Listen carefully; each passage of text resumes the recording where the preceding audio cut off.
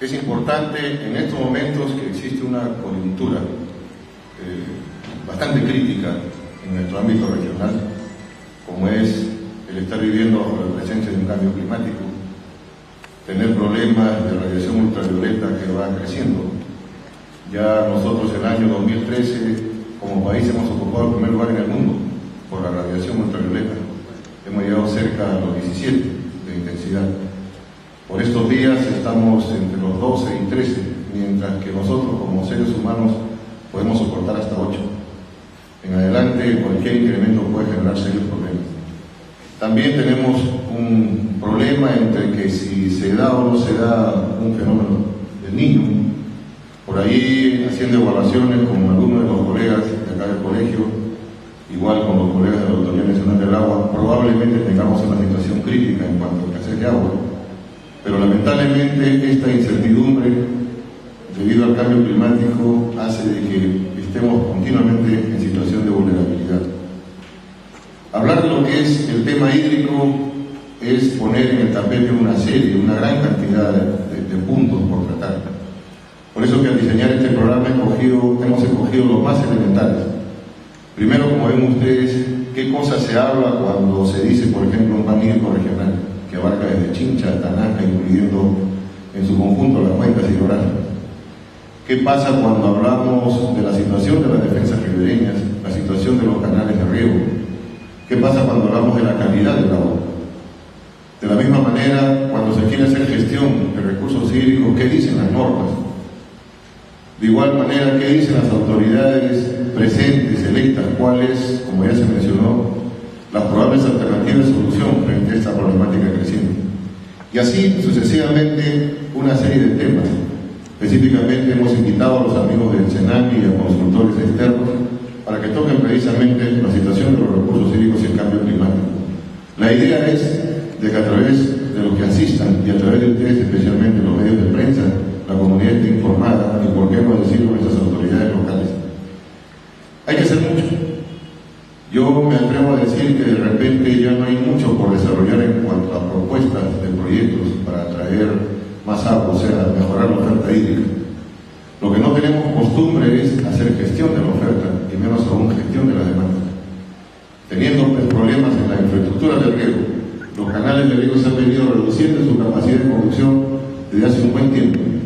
Yo tuve la oportunidad de participar el año 1977 por un trabajo de la ex Administración Técnica del Distrito de Río Ica en hacer el inventario de los canales. En aquella época, todos los canales abiertos, desde Ramadilla, donde empieza el valle, hasta Cayanco, captaban hasta 105 metros cúbicos por segundo. Por coincidencia, regreso en una labor de consultoría del año 2002-2003 para el ICINRENA, y también dentro de tantas actividades me toca también hacer el inventario. En aquella oportunidad, todos los canales de riego, desde Ramadilla hasta Cayanco, captaban 57 metros cúbicos por segundo. O sea, estábamos hablando de que casi la mitad de los canales se habían reducido. ¿Qué decir del río Ica? Desde el año 98, en que Ica sufrió la inundación en el mes de enero, como todos recuerdan, no se han hecho trabajos de envergadura en cuanto a defensa ribereña, no solamente en Ica, sino a nivel regional. Por el contrario, estamos totalmente vulnerables. Ya en el año 2012, el gobierno regional, a través del PETAC, hizo un trabajo de diagnóstico en cada uno de los valles, y había más de 300 puntos críticos. Y más de 300 porque había que inclusive clasificarlos en prioridad de atención. Primeramente aquellos que tenían que ver con centros poblados. En segundo lugar, aquellos que tenían que ver con infraestructura de uso común. Y en tercer lugar, zonas agrícolas importantes. Hoy día, la Autoridad Nacional, conjuntamente con las autoridades locales, tanto el PETAC como la Junta de Usuarios, han actualizado este pequeño diagnóstico y la situación es cada vez más crítica. Tenemos los ríos totalmente colmatados, no existe eje de río, no hay defensas ribereñas prácticamente seguras, y se nos presentan apenas con crecidas de medio río, como dicen algunos agricultores, como ocurrió días atrás, de apenas 120 metros cúbicos por segundo, ya problemas en algunas zonas vulnerables de la ciudad. Y es por eso que nos anima a hacer precisamente esta convocatoria, y reitero el agradecimiento a ustedes, amigos de la prensa, para que la comunidad lo sepa. Se ha comprometido tanto el alcalde provincial como el presidente regional y sus asesores en participar de los 2 días y que no signifique este evento, sino que más bien no signifique que estamos hablando de verdad. Muchas gracias. Y etcétera, lamentablemente desconocen lo que significan estos términos. Por eso de que se ha tocado específicamente al hablar de gestión de recursos hídricos, invitar a un experto en ello, como es el Javier Carrasco, que ha sido jefe nacional. Primeramente, de que hay que hablar, al hacer gestión de recursos hídricos, hablar de la cuenca. No podemos hablar como en antaño solamente para el Valle de Ica. Y precisamente este tipo de expresiones, cuando se hacían algunas propuestas o cuando se hacían eventos parecidos por otras instituciones en otros momentos, siempre se hablaba de agua para Ica, agua para Ica.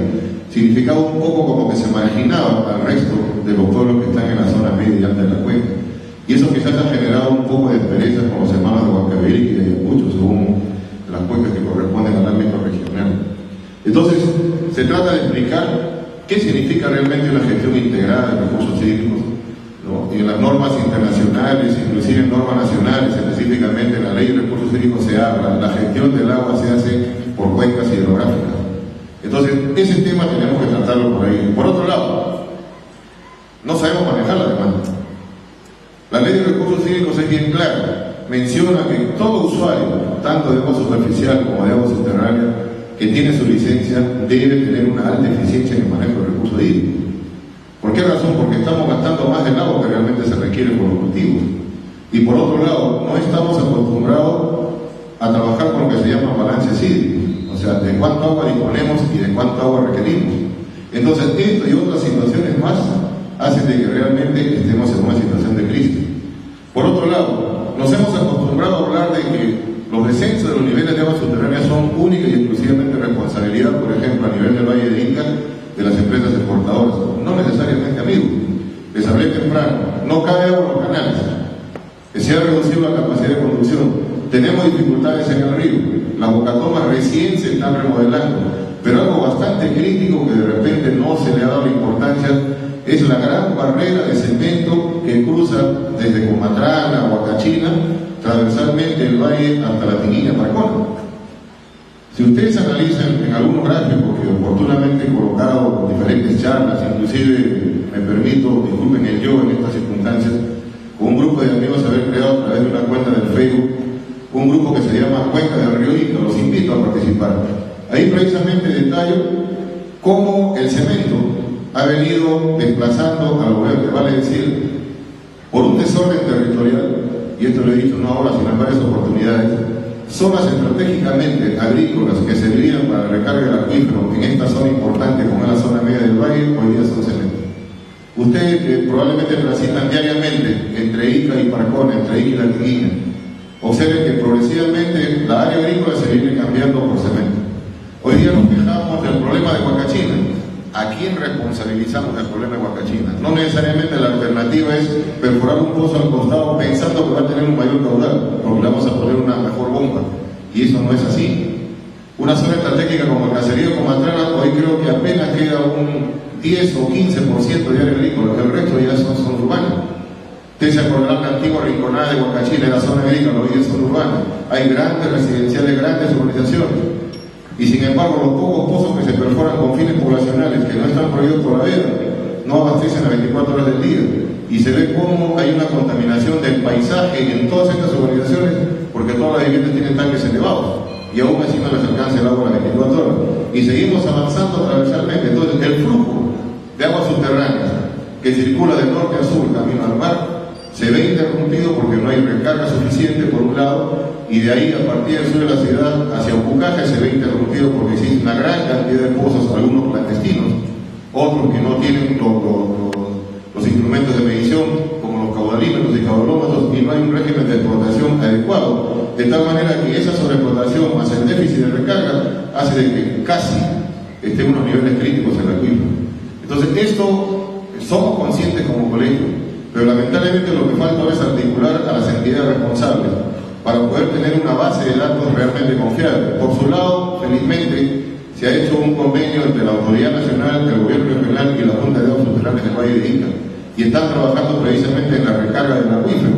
Pero nos encontramos con un problema, le decía temprano, la infraestructura del río donde no cabe el agua llega poca agua a la zona donde se está trabajando. Hay información disponible a través de la Autoridad Nacional del Agua, en donde este proyecto de recarga del acuífero ha empezado en el año 2013, más o menos en el mes de noviembre, y hasta el mes de mayo del año pasado apenas se estaba trabajando en 22 hectáreas, que no es nada a nivel de valle, y dentro de las 22 hectáreas para hacer recarga apenas se estaba recargando 2.8 millones de metros cúbicos, que no es nada.